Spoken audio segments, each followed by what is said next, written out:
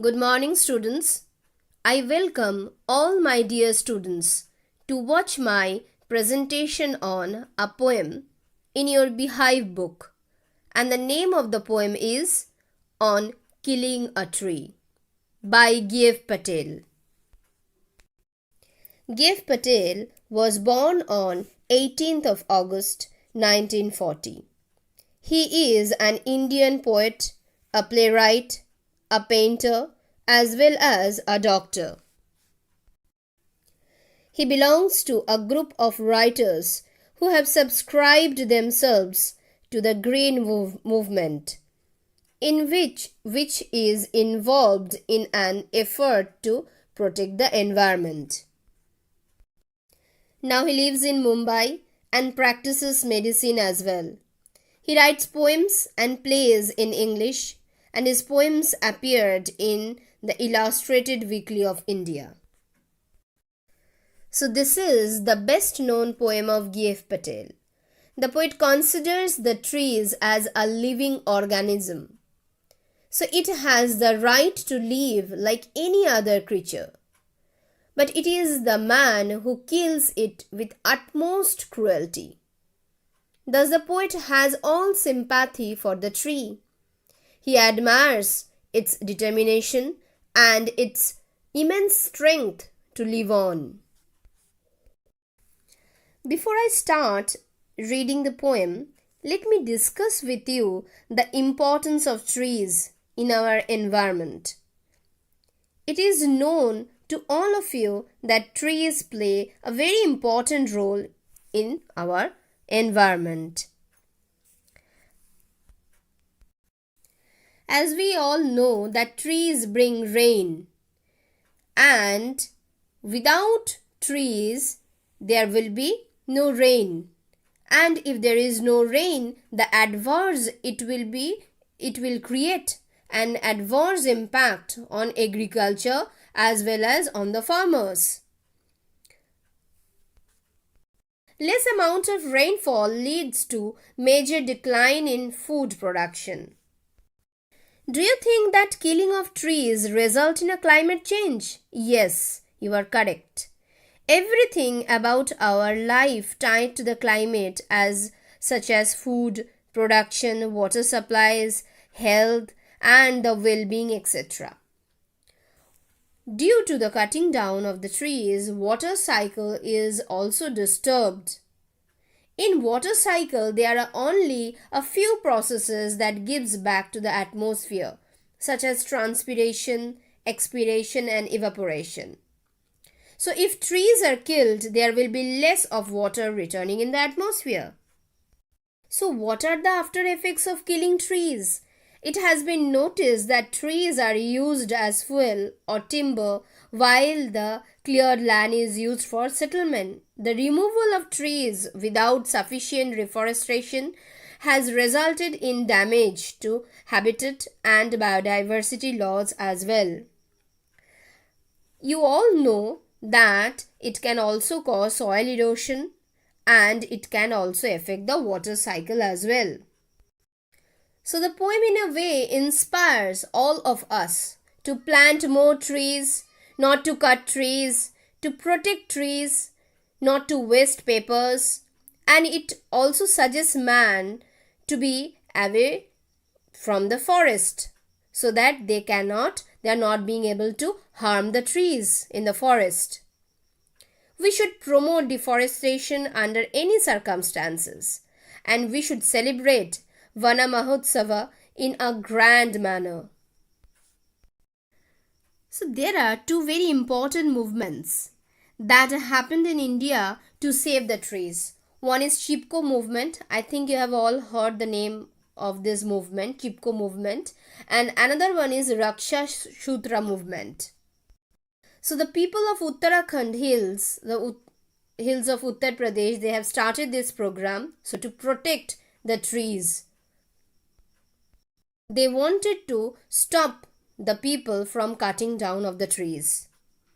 Another movement which was also very important and well known, the name of this movement was Chipko movement. Chipko movement was started by Sundarlal Bahuguna. This was the first initiated by Amrita Devi while protesting against a kingsman to cut the tree. This movement inspired the people after they used to hug the trees to protect them from being fallen. So this way they used to hug the trees, they used to embrace the trees so that people cannot cut these trees. So the poet in his poem on killing a tree is explaining very vividly, very clearly the process of destruction of nature. He is emphasizing the consequence that we will eventually face if we continue to cut down the trees in this manner. Now let's start reading the poem. It takes much time to kill a tree. Not a simple jab of the knife will do it. It has grown slowly, consuming the earth, rising out of it, feeding upon its crust, absorbing years of sunlight, air, water, and out of its leprous hide, sprouting leaves. So in this first stanza, the poet is telling the human beings that it is not very easy to kill a tree. A simple jab of the knife will not be adequate to destroy a full-grown tree that has absorbed nutrition from the earth very slowly. Jab means poke roughly or quickly with a sharp instrument. So jab means poke roughly or quickly with a sharp instrument. Consuming means absorbing. So the poet is telling that it takes a long time to kill a tree that has been nurtured and protected for so many years by Mother Earth. It grows big and strong. Therefore, it is not easy to kill it by making a simple jab on it with a knife. The tree rises out of the earth and feeds upon its crust. As it grows through the years, it absorbs sunlight, air, and water. The poet is here personifying the bark of the tree by calling it a leprous hide. So here hide means skin and leprous is referred to a skin of leprosy patient. Here it means the bark of a tree. So the leaves are seen to be growing on its branches that have several layers of tough and protective shield, also called the bark of the tree. Now let me read the second stanza. So hack and chop, but this alone won't do it. Not so much pain will do it. The bleeding bark will heal, and from close to the ground will rise curled green twigs, miniature buffs, which if unchecked will expand again to former size. So the poet here says that not just hacking. Hack means cut with rough, heavy blows. And what is the meaning of chop? Cut into pieces with repeated sharp blows.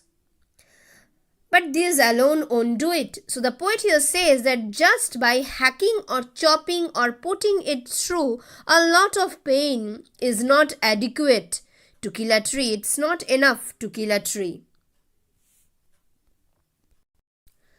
Not so much pain will do it. Means he will endure this much of pain also he will endure. If you give him this much of pain, that pain will also be endured by the tree. The bleeding bark will heal. Here the bleeding bark means the twigs which are cut mercilessly by the human beings. They leave a liquid substance they ooze out, they come from there comes out a liquid substance from the tree. If any part of the human body is cut, it starts bleeding. In the same way, the liquid substance also comes out from the branch of the tree. The human beings makes it bleed. After the wicked chopping, the bleeding bark will eventually heal. The poet here says that thereafter, from the chopped remains that is close to the earth, small curled new shoots, new leaves will begin to appear again. That means from the chopped twigs, a small root of the tree, small shoot of the tree will reappear again, as you can see in the picture. He warns human beings that if this is not checked, if this is not stopped at any cost, it will grow into a big tree, back to its former size once again. If you will not cut this tree again, it will again grow up and it will again prosper into a very big tree once again. So despite the pain and the injury the woodcutter has inflicted on the tree, we human beings have inflicted on the tree, it will bleed for a while and heal in the normal course of the time. It is protected by the Mother Earth, who will ensure that healing takes place. So the Mother Earth is there to heal up the wound of the tree. Now let's read the third stanza. No, the root has to be pulled out of the anchoring earth. It is to be rubbed, tied and pulled out, snapped out or pulled out entirely out from the earth cave, and the strength of the tree exposed, the source, the white and wet, the most sensitive, hidden for years inside the earth. Students, mark over here that the poet has started this whole stanza with no, with a negative word, no. So the poet begins the third stanza with no, because he has ended the previous stanza with a warning that if the cutting down of the trees, if it is left unchecked, the tree will grow back again. He wants to emphasize to the cruelty of human beings that under no circumstances should he let this happen. This should not happen again. So that is why in the beginning of the stanza we can see that the poet starts the sentence with no to give emphasis that chopping or hacking of the trees will not be sufficient for killing a tree. What is the meaning of anchoring earth? Anchoring earth means that the earth protects it like a mother. Earth protects the trees, I have already told you. It protects the trees like a mother. Earth cave implies a hole inside it. So earth cave, what does earth cave mean? Earth cave means a hole inside it. The tree allows its roots to spread underneath. The earth protects it and fosters it, nurtures it. It provides all the essential nourishments to the tree. So the poet here says that no, do not let it grow. It has to be uprooted from the earth that is holding it together. He suggests the technique and says, tie up the root with a rope and pull it out of the hollow of the earth fully and completely. To take it out from the mother nature, you should take it out completely. Don't cut it. Don't just jab it with a knife. You should take it out completely from the mother earth. From the earth you should take it out completely. Then only you will be able to kill a tree. Otherwise it will again grow up. It will grow up again. So that is why you cannot chop it, you cannot cut it. Because if you cut it, it will be grown up again. So you should take its root completely out from the earth. And the strength of the tree exposed, the source white and wet, the more sensitive hidden for years inside the earth. So when the root is pulled out of the earth, we are introduced to the strongest part of the tree. It is from here that the tree originates. It is the moist and the white because it is protected by Mother Earth, who has taken care of it, knowing that it is the most sensitive part of the tree. Perhaps that is why it is kept out of sight of the wicked human beings. So the roots of the trees are underneath the Mother Earth. Why? So to keep away from the wicked human beings. We human beings are very selfish. We are very wicked. So to keep us from our sight, Mother Earth has hidden all its roots inside the earth. So the stem or the root, it is the strength of a tree. Without it, a tree cannot grow up. So when the tree is pulled out, its strength is exposed. Its strength is no longer there with him anymore. Then the matter of scorching and choking in sun and air, drowning, hardening, twisting, withering, and then it is done. So after the tree is uprooted, the poet says, the next matter to be considered is how to burn it, dry it up in the sun and air. It then goes through the stages of losing its luster and becoming brown and lifeless. Its softness and tenderness is replaced by hardness. It becomes hard because it died. The unfortunate thing then crumbles and withers away into nothingness. The destruction is complete. So human beings pulled out the tree from the Mother Earth, and in the scorching and choking, and they used to dry it up in the scorching heat of the sun. It becomes brown, dry, and it gets hard, eventually dies. So on killing a tree is a very sensitive poem. The poet requests the reader over here not to destroy trees and not to kill it. He says that a plant takes sunlight, water, air, and many other nutrients from the soil to gradually become a huge tree. It develops a strong trunk and gets numerous leaves on it.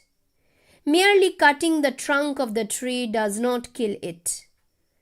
When a tree is cut, the sap flows out just like a wounded man bleeds. Like if we cut, blood comes out from our veins. Similarly, the trees, they also get hurt because of the cutting down of the trees.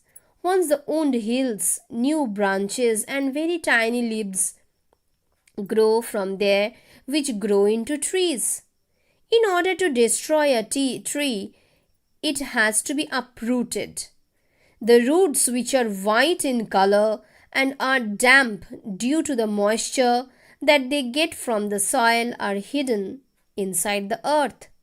These roots are the most sensitive part of the tree, as they bind it to the earth. In order to kill the tree, these roots have to be detached from the soil. So once the roots are detached, the tree starts dying.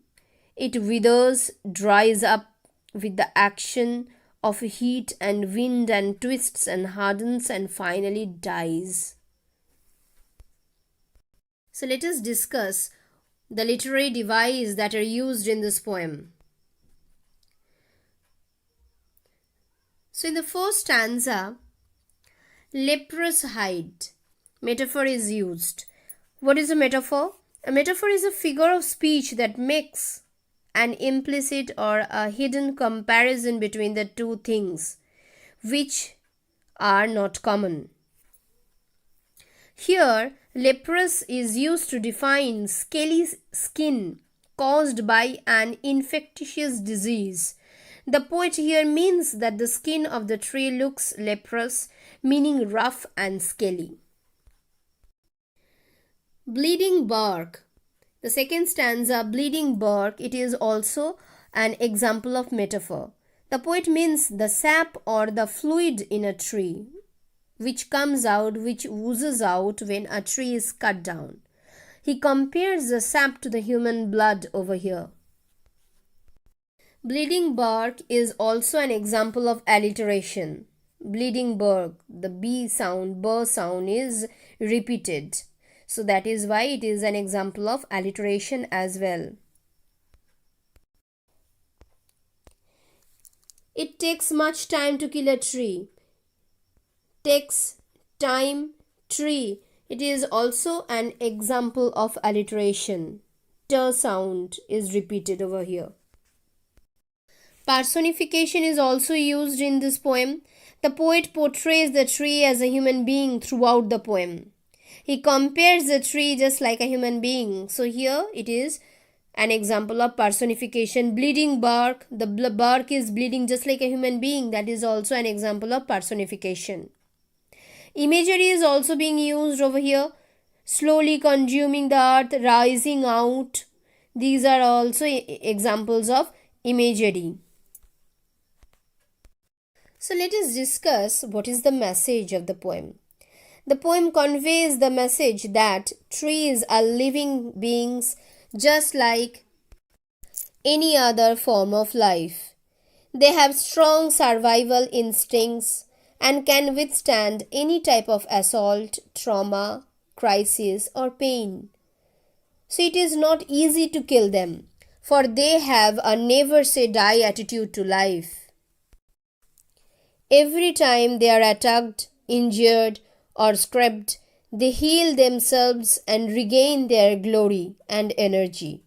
However, if they are uprooted and left in the air and the sun, they die.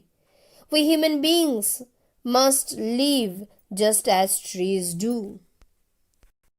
So the poem presents here that deforestation leads to disaster, and the need for afforestation is implied in the poem.